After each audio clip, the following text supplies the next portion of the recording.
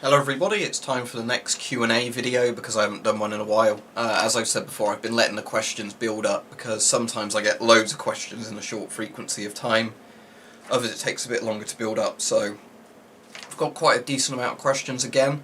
Although I might have one or two quite political ones that have been asked in here in the future, I'm not going to do those because I keep getting like some really sort of controversial sort of questions, and I don't really want to answer that just because I don't really want to offend lots of people watching, and the UK doesn't really have freedom of speech laws, so I'm always aware that if I say the wrong thing, the sensitivity police will send me to sensitivity gulag, so I probably won't be answering those. So, Centic Mims said, Q&A question, what is your favourite weapon from before 1950? It doesn't have to be a gun. Probably like medieval crossbows I really like. Because that's well before 1950, obviously. Like some of the massive windlass type ones, obviously they're not really practical for somebody like me to get, simply because it costs a load of money to get a replica, like a really decent medieval replica one. But I think they're quite cool, especially, you know, like the ones that are heavy draw, sort of short span ones, with the massive windlass like cranks and that on. So yeah, probably those. There's quite a lots like swords and sabres and things I like, but I'd say out of pre-1950 guns and stuff like that, or any weapon prior to 1950, crossbows. If I had to pick a gun, it'd be a Lee Enfield. I've got one on my wall up there actually. I'll quickly show you that just so I can actually do a bit more of a visual Q&A. There we go, short magazine Lee Enfield, pretty massive thing. Despite this being deactivated, the bolt action still works on it. So obviously 303 British Lee Enfield rifle. This is, I think, a #1 Mark III, but all of them are quite cool.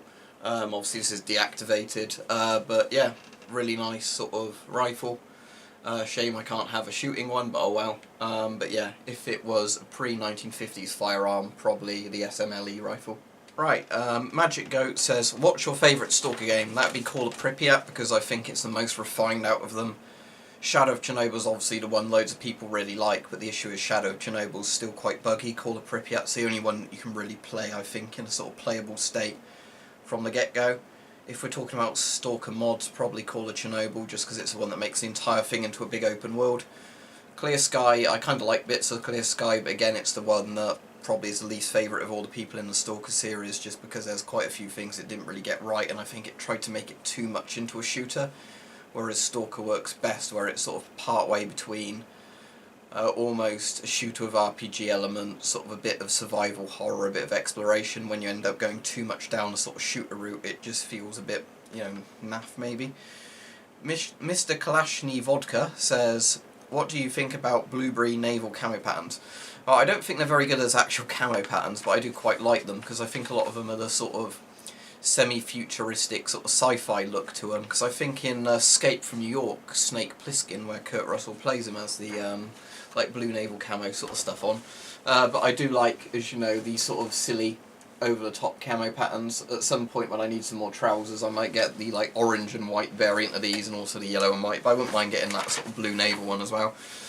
Again, if there was meant to be a naval camo, I think if you were painting it on a ship anyway, you'd actually want the zigzag kind of zebra camo. I'm trying to think, dazzle camouflage, that's the name of it, where it actually makes it really hard to judge the size of the ship and the speed it's moving, because you've got all these like black and white lines that are painted at extreme weird angles and like zebra shapes. Arch Duran says, what is your opinion on Antifa and what government do you think they're most like? Well, they're basically some sort of organised opposition, aren't they? I don't obviously think very highly of them, but I think the thing with Antifa is they're basically almost bought like a sort of public nuisance kind of thing. Useful idiots is probably the term you want to use. If you watch Yuri Bezmenov's Cold War videos, he was a Soviet defector, they call people like that useful idiots, people that will sort of shout their ideology out, make a fuss, but they're not really, you know, much to them. And what government do you think they're most like? Well, as much as they're anti-fascists, I guess the idea of silencing free speech because you don't like it and beating people up who have different opinions is very fascist or communist-like, so authoritarian. So they're not really all that different from the commies or the fascists, are they, in all honesty? Babashuka Gotnik says, have you ever been exposed to or even experienced poison gas before? Now, the closest I've been to experiencing poison gas is when I was at school years ago. We had the science class where we had to mix some sort of chemicals together, and I think somebody accidentally made something that was a bit too potent that ended up being a bit like chlorine. But they have all the proper extractor fans on there, so you don't actually need gas masks because they can just switch off the fan and it comes up. But that's the closest I've actually been exposed to poison gas. Legion's Liquor and Wine says, do you have any interest in the Roman Legion or the armour or tactics they used? Now, it's a bit weird to me because I know Rome is a really important sort of thing historically in the Roman Empire, you know, and stuff like that, but at the same time I've never read too much into Rome, which is a bit weird, because I know I'd actually find a lot of Roman stuff really interesting, but for some reason I've never, you know, read too much into it. You know, because of all the different emperors and that, and I know a lot of them are all called Caesar, even though obviously Julius Caesar's the main Caesar, and they all took the name Caesar because, you know, it was like a tribute to Caesar or something like that.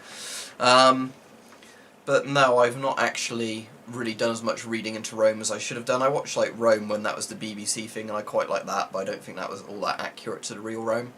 I think there's I, Claudius as well, which is meant to be really good, that I've probably got sitting on my hard drive and never got around to watching.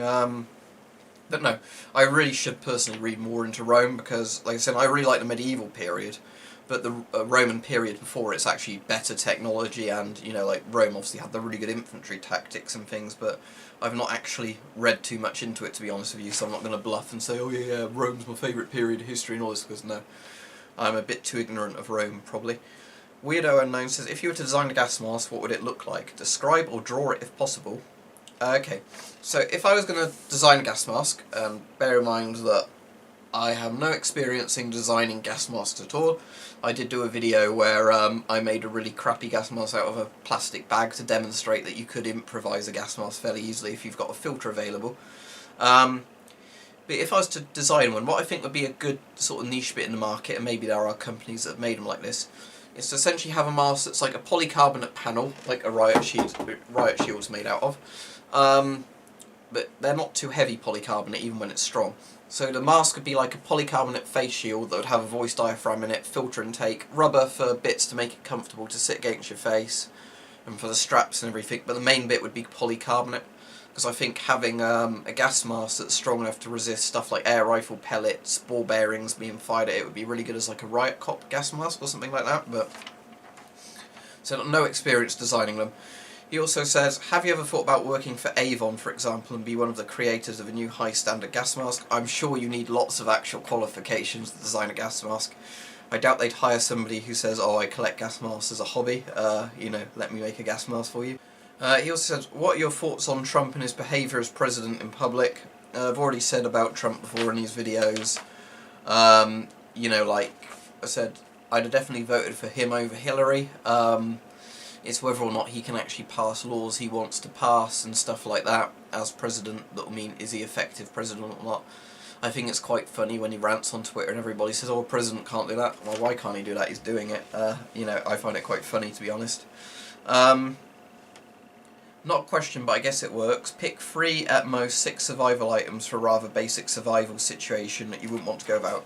Well, if I'm just going to do it as 3, food and water, let's just combine as 1, just because if I have to do food, water, and then I've only got one other choice, that's, you know, a bit of a short list for you, but obviously food and water, that's the absolute main thing you'd want in a survival kit. I'd say another thing you'd want is a lighter or other fire starting device, so that's 2. And what would a third other one be? Probably I'd say a really good survival knife or multi-tool. If you want to look at good survival kits, look at Weapon Collector's ones, because he's done some really good like little survival tins where he fits like so much stuff into a little tin, it's crazy. Lavallo8 says, what is more effective for a filter, on the side like the Avon CT12 or a filter on the bottom like a GP5? Did a video on that. Personally, I probably prefer left cheek side loading filters, but bottom ones are good if you're using it with a hose setup, but not if you've got the filter there, because then you can't look down. You've got masks like the BEM 4GP, which is good because you can actually put the filter in any of the positions.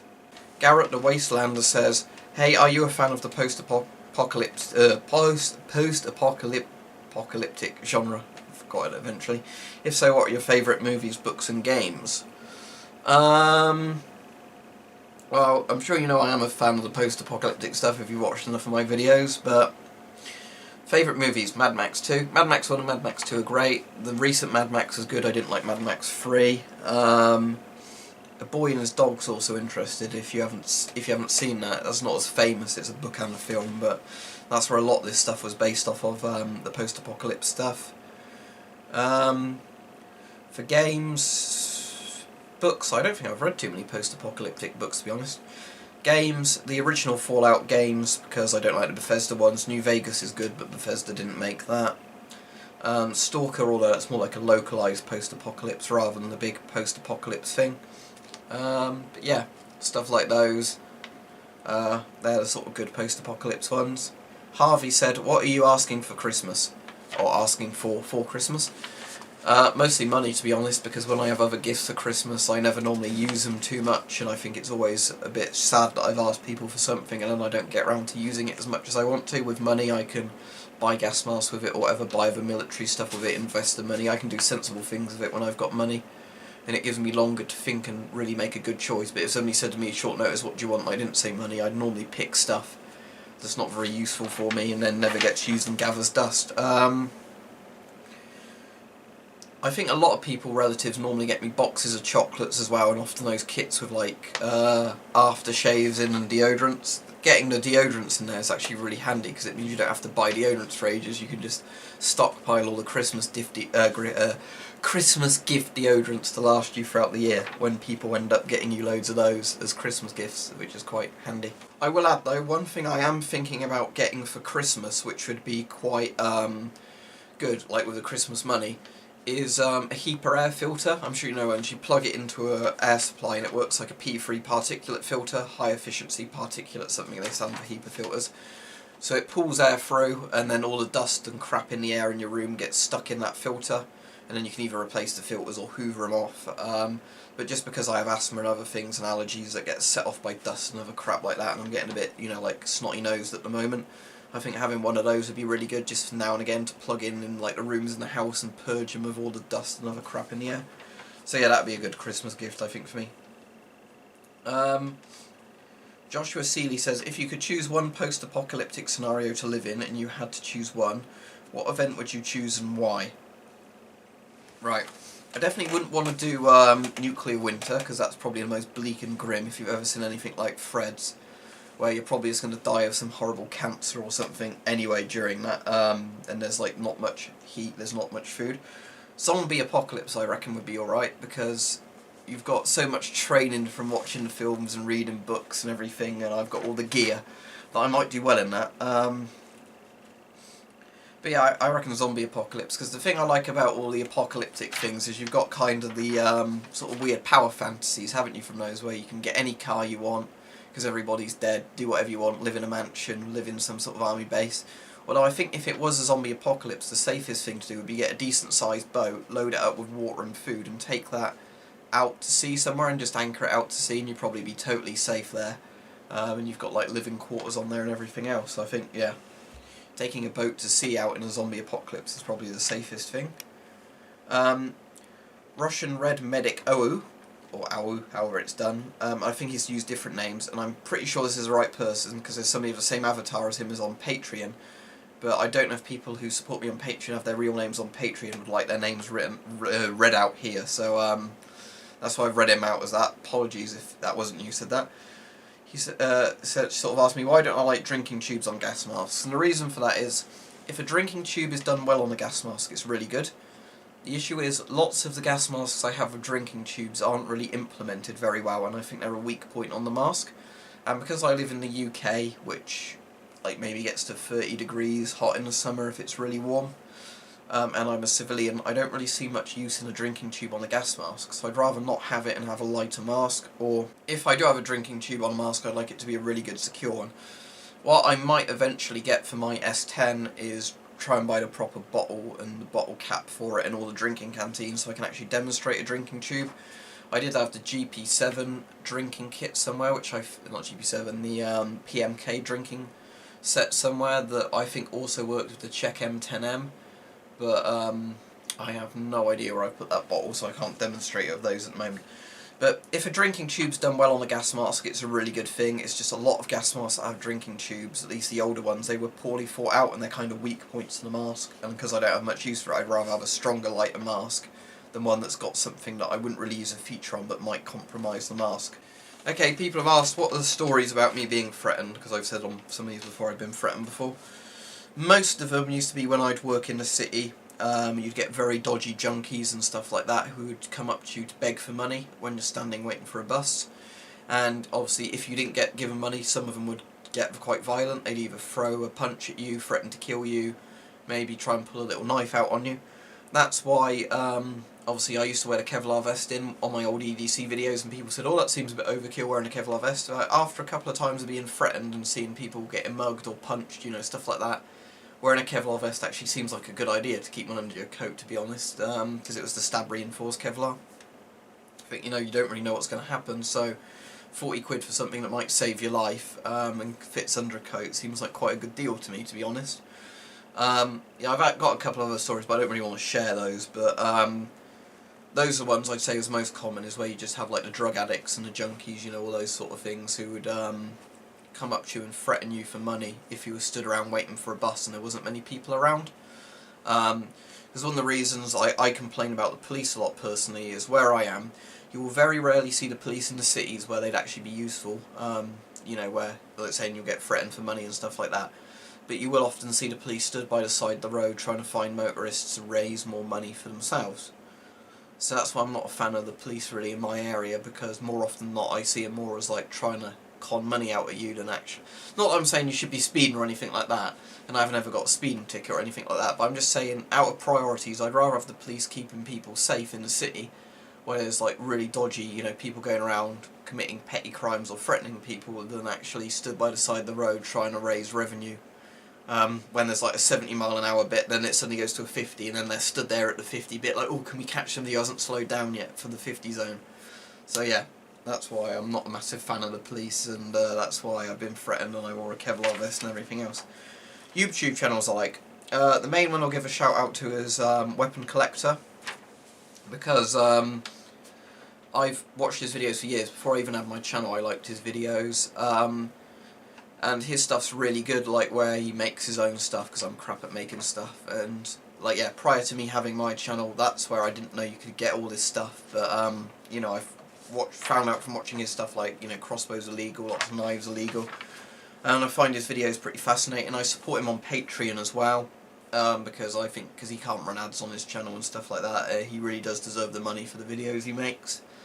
Other YouTube channels, the other people I support on Patreon, worth a buy if you've not seen his videos. He gets like very angry at crap video games, like the modern crap ones, and talks about how much better games used to be back in the day. I don't give him much money on Patreon, but I might if I have, you know, more money come in and give him a bit more.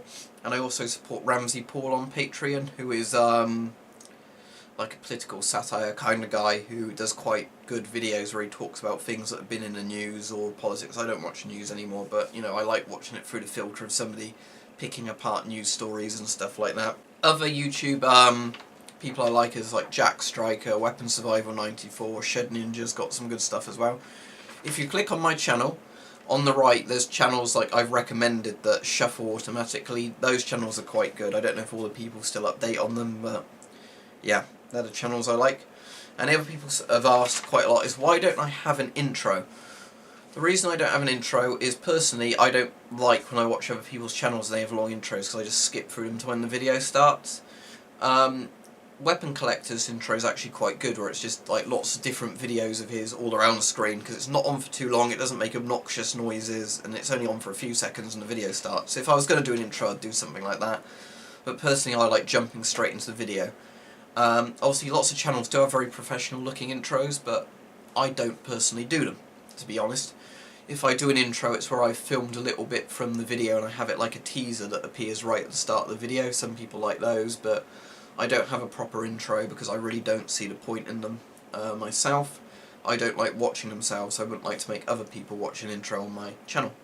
Right, hope that's answered the Q&A as well. The people who are interested, as I've been saying, I don't really want to keep doing political questions because, you know, I know lots of people get offended on those, or they'll ask a question, and because I don't answer it their way, they ask me a question, but then when I answer it, they don't like the answer I've given because they wanted me to support the exact same political standpoint as they support. So that's why I don't really want to do political things. And lots of people ask me questions like, what do you think about a civil war going on in this country? Well, I'm not a person in that country, so I can't really give you an honest opinion on it. It's not really my job as somebody from the outside to say this side is right or this side is wrong. Unless it's some ISIS tier sort of people on one side. I don't think I could really give a decent answer on it that's not offensive to the people in that country, because I know nothing about it, and then I'm just trying to throw a spanner in the works and answer it. So hopefully that's been good. I'll do another Q&A video at some point when the questions are built up again. If you think of a good question, ask it, but try and point out that you want it answered in the Q&A video, otherwise I just reply and answer to the person's comments. But yeah, thanks for watching, and thanks for everybody that supports me on Patreon as well. It does help go towards different gas masks and things, because with YouTube I never really know how much I'm going to earn. It's a bit, dodgy with that, especially, the adpocalypse and stuff like that. But yeah, big thank you to everybody who watches, enjoys my videos and subscribes.